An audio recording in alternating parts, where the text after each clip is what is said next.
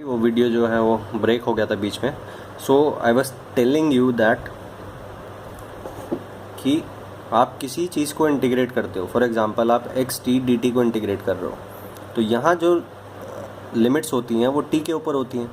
So suppose जो limit है वो सम न्यूमेरिकल वैल्यूज़ है, for example 4 to 5, that means 4 to 5 area under x T कितना आएगा, वो एक वैल्यू सर्टेन निकल के आएगा। और सपोज 100 आया, सो दैट मीन्स एक सम वैल्यू आया but not sum function of anything. क्यों? बिकॉज डी टी की लिमिट्स 4 to 5 है।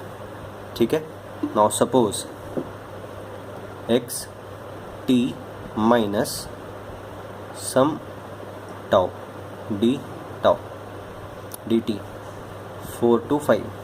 सो यहाँ टी क्या है? टी इज़ वेरिएबल एंड ये जो लिमिट्स हैं ये 4 to 5 हैं। सो जब डी टी पे लिमिट जब पुट हो जाएगी तो टी ख़त्म हो जाएगा। यहाँ जैसे टी पे लिमिट लग गई तो टी ख़त्म हो गया, ठीक है। बट यहाँ जब टी पे लिमिट्स लगेंगी तो आपको एक फंक्शन मिलेगा which is function of tau, because tau पे तो लिमिट नहीं है ना, ठीक है। So you will get a function of tau. T क्यों ख़त्म हो गया? बिकॉज टी के ऊपर लिमिट है, ठीक है। So are you getting my point? So मैं ये कहना चाह रहा हूँ दैट यहाँ डी टाउ है, आपको टी फंक्शन चाहिए, यहाँ मैंने डेल टाउ ले लिया, ठीक है। नाउ आपको यहाँ टी का फंक्शन चाहिए, then limit must be function of time, ठीक है। सो लिमिट किस तरह से लेनी है? -∞ टू टी, ठीक है। इसलिए टाउ ख़त्म हो जाएगा और जो फंक्शन आएगा वो टी आएगा, टी का फंक्शन आएगा। बट क्यों आएगा? बिकॉज लिमिट्स में टी आ रहा है इसलिए, ठीक है। सो बस आपको ये ध्यान रखना है कि -∞ से टी तक लिमिट लेंगे। Now integrate this, you will get unit step. Integrate unit step from -∞ to T, you will get ramp R T, ठीक है। Integrate R T, R tau D tau from -∞ to T, you will get pt, and integrating pt you will get t cube by something, ठीक है। तो pt तक ही जाना है, उसके अलावा कुछ नहीं करना है, ठीक है। So if the formula is written like this, del tau है, सो -∞ से t तक लिमिट है, ठीक है। नाउ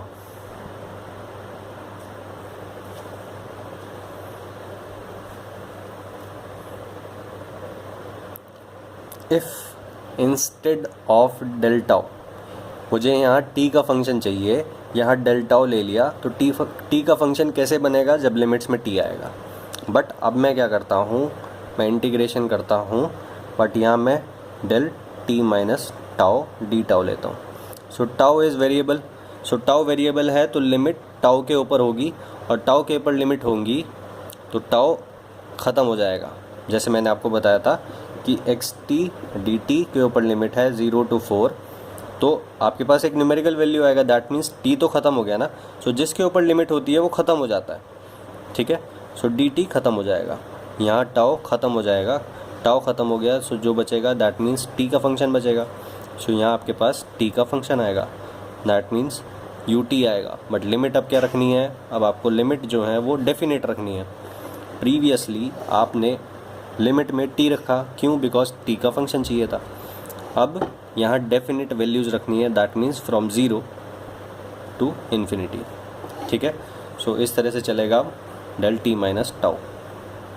अगर डेल टी माइनस टाउ है सो यहाँ टी नहीं चाहिए लिमिट्स में, बट अगर डेल टाउ है तो टी का फंक्शन बनाने के लिए लिमिट्स में टी चाहिए, ठीक है। सो आप सेम चीज़, अगर यहाँ यू टी माइनस टाउ होगा डी टाउ, तो टाउ ख़त्म हो जाएगा, फंक्शन किसका आएगा? टी का फंक्शन आएगा। If limits are from 0 to ∞, and you integrate R T minus tau D tau, since tau is variable, so tau ख़त्म हो जाएगा and limits must be definite values, so आपका क्या आएगा? P T. सो ये इस तरह से लिमिट्स को याद रखना है, ठीक है। टाउ इज़ वेरिएबल, तो टाउ ख़त्म हो जाएगा, तो टी का फंक्शन बच जाएगा। सो टी का फंक्शन बच गया, टी इसमें आ रहा है ना, सो यहाँ लिमिट्स में टी नहीं रखना है, ठीक है। बट अगर लिमिट्स में टी रखना पड़ा कब? जब यहाँ टी का फंक्शन नहीं है। ठीक है, सो आई होप आप मेरी बात समझ गए हो।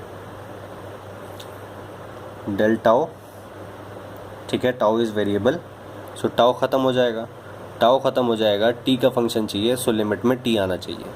सो माइनस इन्फिनिटी से टी तक लिमिट चलेंगी, माइनस इन्फिनिटी से टी तक क्यों होंगी वो भूल जाओ। ठीक है, बस ध्यान रखना, अगर इस तरह से आप लिखते हो देन आपको टी का फंक्शन बनाना है, सो यहाँ टी नहीं है, सो लिमिट्स में रखना पड़ेगा।